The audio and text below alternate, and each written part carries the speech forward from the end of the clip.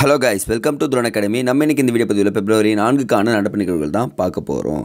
So first news பாருங்கள். புற்றுநோய் தொடக்கத்தில் வைப்போம் முற்றுப்புள்ளி அப்படின்னு சொல்லிட்டு கொடுத்துருக்காங்க.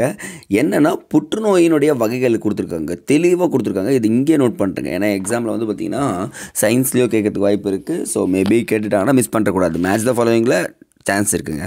உடல் உறுப்புகளில் உள்ள எபித்திலியம் எனப்படும் திசுக்களில் ஏற்படும் புற்றுநோய் கார்சினோமான்னு சொல்கிறாங்கப்பா. அப்போ கார்சினோமா எபித்திலியம் எனப்படும் திசுக்களால் ஏற்படுகிறது. செகண்ட் ஒன்று பாருங்கள். சர்க்கோமா என்பது எலும்பு மற்றும் தசை செல்கள் அல்லது துணை செல்களில் ஏற்படும் புற்றுநோய் வந்து பார்த்திங்கன்னா சர்க்கோமா. அப்போ அது சொல்கிறாங்க, எலும்பு மற்றும் தசை இணைப்பு செல்கள் அல்லது துணை செல்களில் ஏற்படுறது சர்க்கோமா. அடுத்து பாருங்கள், எலும்பு மஜ்ஜை அணுக்களிலிருந்து உருவாகும் புற்றுநோய் லுக்மியா. அப்போ லுக்மியான்றது பார்த்திங்கன்னா எலும்பு மஜ்ஜை அணுக்கள் தான் உருவாகுன்றாங்க. அடுத்து நோய் எதிர்ப்பு மண்டல அணுக்களிலிருந்து உருவாகும் புற்றுநோய் வந்து பார்த்திங்கன்னா லிம்போமா மற்றும் மைலோமா அப்படின்னு சொல்லுவாங்க. இப்போது லிம்போமா மைலோமா வந்து பார்த்திங்கன்னா நோய் எதிர்ப்பு மண்டல அணுக்களிலிருந்து உருவாகும். எலும்பு மஜ்ஜை லுக்மியா, நோய் எதிர்ப்பு மண்டலம் அணுக்களிலிருந்து உருவாகிறது லிம்போமா மற்றும் மைலோமா அப்படின்னு சொல்கிறாங்க. நரம்பு மண்டலத்தில் உருவாகும் புற்றுநோய் பார்த்திங்கன்னா ஆஸ்ட்ரோசைட்டோமா கிளியோமியா அப்படின்வாங்க. கிளியோமியா அப்படின்னு சொல்லிட்டு சொல்லக்கூடியதுங்க. ஸோ அப்போ பாருங்கள், எக்ஸாமில் மேட்ச் த ஃபாலோவிங்கில் கேட்டாலும் சரி, ஒன்லைனரில் திடீர்னு கேட்டு லுக்மியா எந்த இடத்துலேருந்து உருவாகிறது, இது எந்த அணுக்களிலேருந்து உருவாகிறதுனா அப்படின்னு கேட்டாலும் நீங்கள் ஈஸியாக ஆன்சர் பண்ணிடலாம். ஸோ இன்றைக்கி கொஷின்ஸ் கண்டிப்பாக இதில் இருக்குங்க. அடுத்தது டைரக்ட் செகண்ட் நியூஸ் போயிடலாம். இங்கே கொடுத்துருக்காங்க பாருங்கள். கல்வியில் முன்னேறிய மாநிலம் தமிழகம் அப்படின்னு கொடுத்துருக்காங்க. ஸோ ஒரு இலக்கு கொடுத்துருக்காங்க பாருங்கள். ஒவ்வொரு மாநிலத்திலும் 2035ஆம் ஆண்டுக்குள் 50% பேர் உயர்கல்வி பயின்றிருக்க வேண்டும் என்ற இலக்கு மத்திய அரசு நிர்ணயித்தது. ஆனால் இதை தமிழ்நாடு எப்போவோ கடந்துடுச்சுங்க. ஸோ அப்போ பாருங்கள், இது இலக்கு யார் நினச்சுன்னா சென்ட்ரல் கவர்மெண்ட் நிர்ணயிச்சிருக்காங்க. பட் ஆனால் என்ன பண்ணுறாங்க, இது எப்போயோ தமிழ்நாடு கடந்துச்சு. தமிழ்நாடு ஃபிக்ஸ் பண்ணாங்க, பட் ஆனால் அது எப்போ தாண்டிட்டேன்னு சொல்கிறாங்க. அந்த இலக்கை மட்டும் நோட் பண்ணுங்கள். Next one. ஸோ இதெல்லாம் ஸ்கிப் பண்ணிக்கலாம். ஓகேங்க.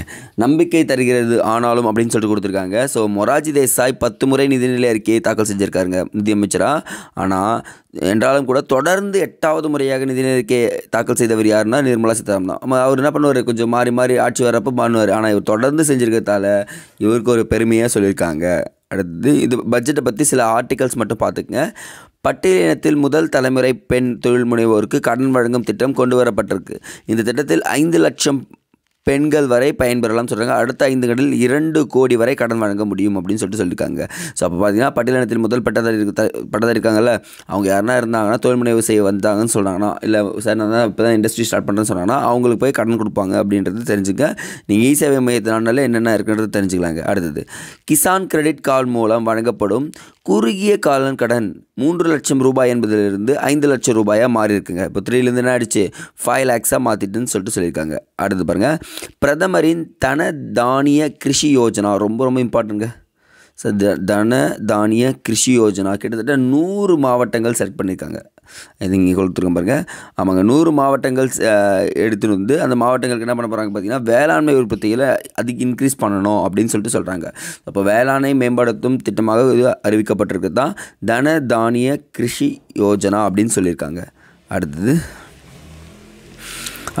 யூரியா உற்பத்திக்கு சிறப்பு திட்டம் கொண்டு வரப்பட்டிருக்கு. எங்கன்னு பார்த்தீங்கன்னா அசாம் மாநிலத்தில் நாம்ரூம்பில் ஆண்டுக்கு 12.7 லட்சம் மெட்ரிக் டன் யூரியா உற்பத்தி திறன் கொண்ட ஆலைகள் அமைக்கப்படும் அப்படின்னு சொல்லியிருக்காங்க. அப்போ எங்கே அமைக்கப்படுதுன்னா அசாம் மாநிலம் நாம்ரூம்பில் அப்படின்னு தெரிஞ்சுங்க. அடுத்து பீகாரில் வந்து பார்த்திங்கன்னா மக்கானா வாரியம் அப்படின்னு சொல்லுவாங்கப்பா. ஸோ இப்போ இந்த மக்கானான்றது தாவர விதைகள் விவசாயிகளுக்கு இது பயனளிக்கும்னு சொல்லியிருக்காங்க. உலக அளவில் மக்கானா உற்பத்தியில் இந்தியா 85%, இந்தியாவில் 90% மக்கானா பீகாரில் தான் உற்பத்தி ஆகிறது அப்படின்னு சொல்கிறாங்க. ஏற்றுமதியிலும் யார் இருக்காங்கன்னா பீகார் தான் இருக்காங்க. ஸோ அதனால தான் மக்கானா வாரியம் எங்கே அமைக்கப்படுதுன்னு சொல்கிறாங்க. என்ன சொல்லணும், டைரெக்டாக பீகாரில் அமைக்கப்படுகிறது அப்படின்னு சொல்லிட்டு சொன்னால் போதுங்க.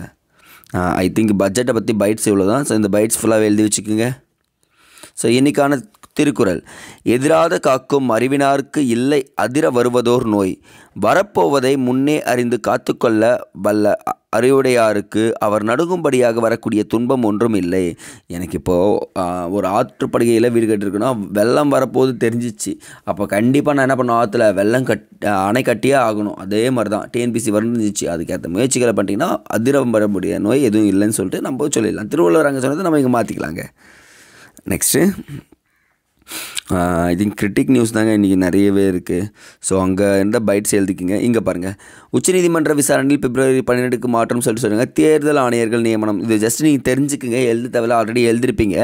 குடியரசுத் தலைவர் தான் யார் பண்ண தேர்தல் ஆணையரை நியமிக்கிறார் அப்படின்னு சொல்கிறாங்க. ஃபஸ்ட்லாம் யார் இருப்பாங்கன்னா பிரதமர், எதிர்க்கட்சி தலைவர், உச்சநீதிமன்ற நீதிபதி, இந்த 3 பேர் தான் என்ன பண்ணுவாங்க பார்த்தீங்கன்னா குழு அமைச்சு தேர்தல் ஆணையர் நியமிப்பார். ஆனால் இப்போ யார் ஜாயின் பண்ணிட்டாங்க பார்த்தீங்கன்னா உச்சநீதிமன்ற நீதிபதியை நீக்கிட்டு மத்திய உள்துறை அமைச்சர் அமித்ஷா இருக்கார் பார்த்தீங்களா, அவங்கள ஜாயின் பண்ணியிருக்காங்க. அது தான் கொஞ்சம் என்ன பண்ணியிருக்காங்க, கேஸ் போட்டிருக்காங்க.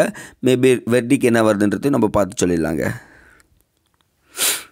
த லாஸ்ட் ஒன், கிராமிய விருதுகள் ஒன்று இருக்குங்க. இந்திய வம்சாவளி அமெரிக்கா பாடகி சந்திரியாவுக்கு கிராமிய விருது அப்படின்னு சொல்லியிருக்காங்க. ஸோ என்னென்னா நீங்கள் இது ஒரே ஒரு பாயிண்ட் மட்டும் நோட் பண்ணுங்கள், வேறு எதுவும் தேவையில்லை.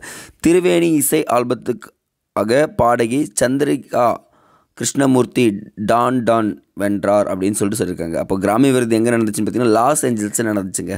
கிட்டத்தட்ட 67வது கிராமிய விருதுன்னு சொல்லுவாங்க. இது வந்து பார்த்திங்கன்னா இதில் யார் ஜெயிச்சாங்கன்னா சந்திரிகா கிருஷ்ணமூர்த்தி டாண்டன் அவர் தான் வெற்றி பெற்றிருக்கிறார் இந்த ஆண்டு அப்படின்றது தெரிஞ்சுங்க. என்ன ஆல்பம்னா திருவேணி ஆல்பம் அப்படின்றது தெரிஞ்சுங்க, வேறு எதுவும் தேவையில்லைங்க. ஓகேங்க. ஐ திங்க் இன்றைக்கி நியூஸ் பேப்பர் ஃபுல்லாகவே இவ்வளோ தாங்க கவர் ஆகிருக்கு. ஸோ டெய்லி பேஸில் ஒரு கமிட்மெண்ட் தான் நான் சொல்லியிருக்கேன் உங்களுக்கு, குயிஸ் அட்டன் பண்ணிவிடுங்க. அட் த சேம் டைம் அப்போ தான் உங்களுக்கு என்ன இன்றைக்கி நியூஸ் பேப்பர் பார்த்தோம் ஒரு டெஸ்ட் அட்டன் பண்ணுற மாதிரி இருக்கும். இதனுடைய பிரதிபலன் உங்களுக்கு கண்டிப்பாக தேர்வில் தெரியும். நன்றி.